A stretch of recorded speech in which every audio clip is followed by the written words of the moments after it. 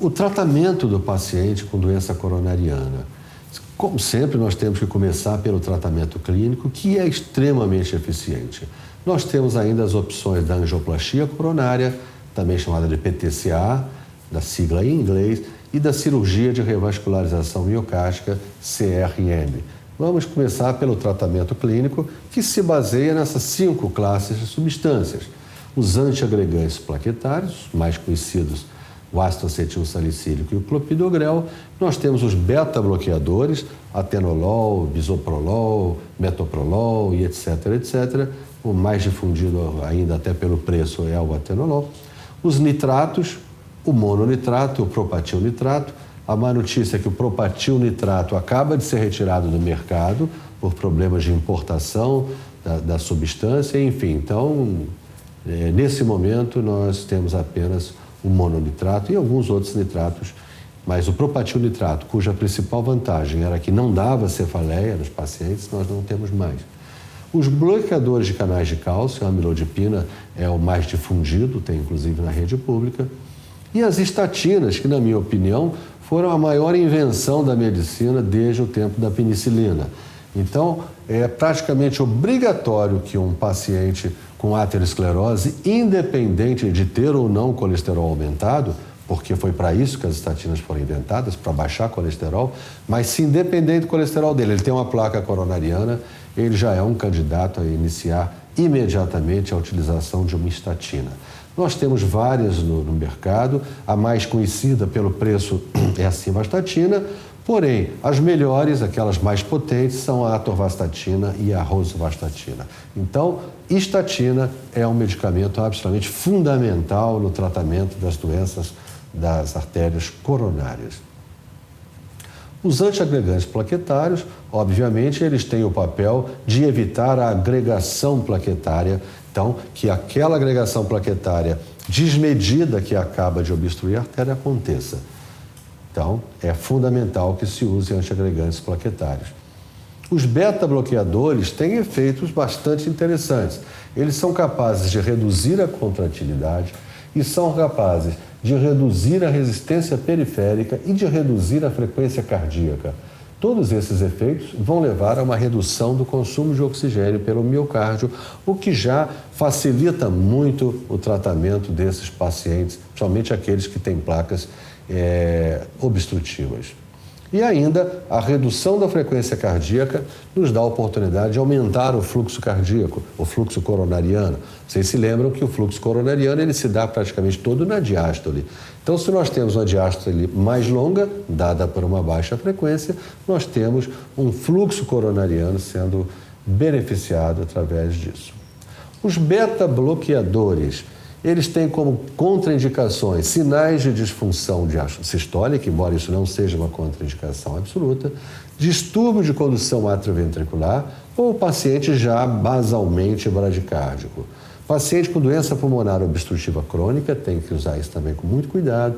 Com arteriopatia periférica grave também tem que ser manuseado com cuidado. E naqueles diabéticos instáveis, propensos a fazer hipoglicemia, também tem que ser usado com cuidado, porque o beta-bloqueador costuma mascarar os sintomas de alerta de uma hipoglicemia do paciente diabético. Os nitratos têm 3 funções principais, são a vasodilatação venosa, vasodilatação também arterial e uma vasodilatação coronariana. Então, isso tudo, juntando as 3 ações, o resultado vai ser muito interessante. A vasodilatação venosa reduz a pré-carga, diminui a PD2 do ventrículo esquerdo e vai interferir no consumo de oxigênio pelo miocárdio. Já a vasodilatação arterial reduz a resistência periférica, reduz a pós-carga. A vasodilatação coronariana aumenta o fluxo coronariano e aumenta a oferta. Ou seja, os nitratos são drogas também poderosas no controle desses pacientes. Quando nós falamos de estatinas, nós temos que falar da preferência, sempre a preferência será pelas mais potentes. atorvastatina e rosuvastatina, a não ser que o paciente não tenha condições financeiras de arcar com nenhuma delas. Então, nesse caso, vai ter que usar a mais barata, que é a simvastatina. A meta de LDL para todo paciente com aterosclerose já conhecida é diferente de outras pessoas. Não é mais aquela meta de 130 miligramas por decilitro.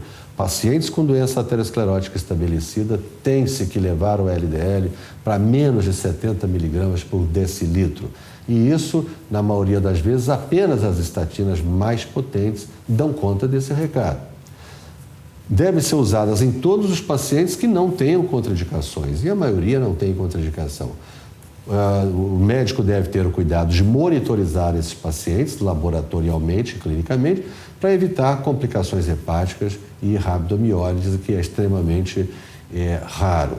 Na verdade, o efeito colateral mais comum, que também não é tão comum, são as mialgias, dores musculares, que normalmente se controla isso com redução da dose, enfim, não é um grande problema.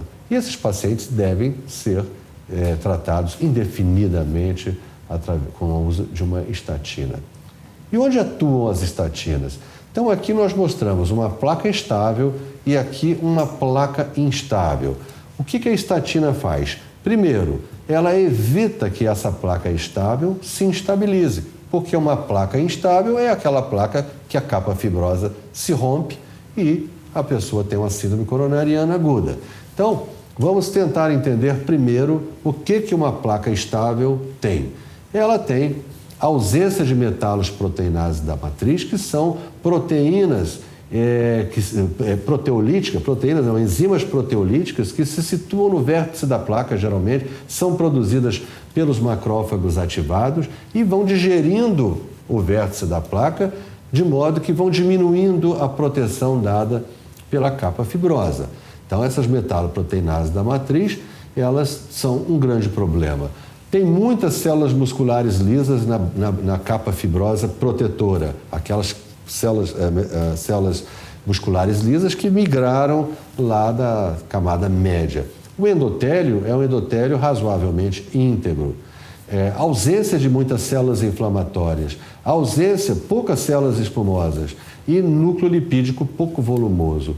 Uma placa instável é uma placa que é toda diferente disso. Tem um endotélio com erosão, tem um núcleo lipídico grande, cheio de macrófagos ativados, tem poucas células musculares lisas protetoras, a capa fibrosa é fina, com pouca proteção, a síntese de metaloproteinase da matriz é uma síntese intensa, ou seja, digerindo as proteínas que fazem a capa fibrosa e muitas células inflamatórias.